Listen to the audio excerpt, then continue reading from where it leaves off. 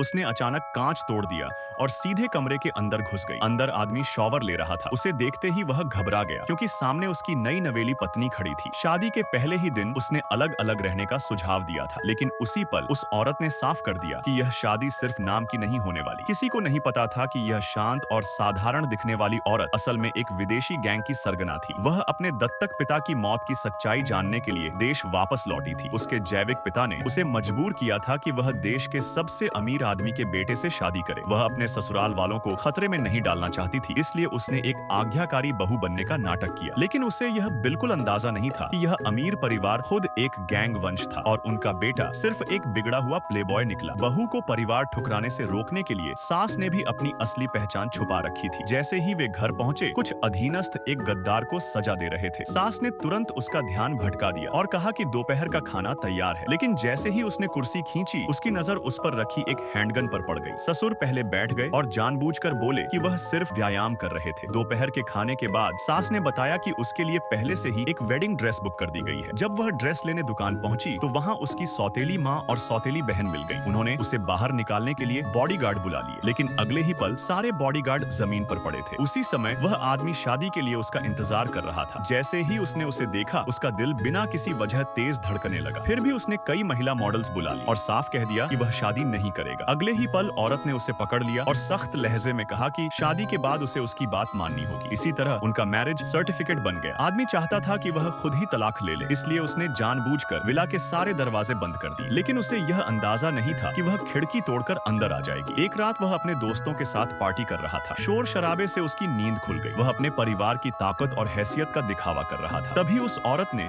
सबके सामने एक वाइन ग्लास चकनाचूर कर दिया। डर के मारे सारे दोस्त घुटनों पर बैठ गए और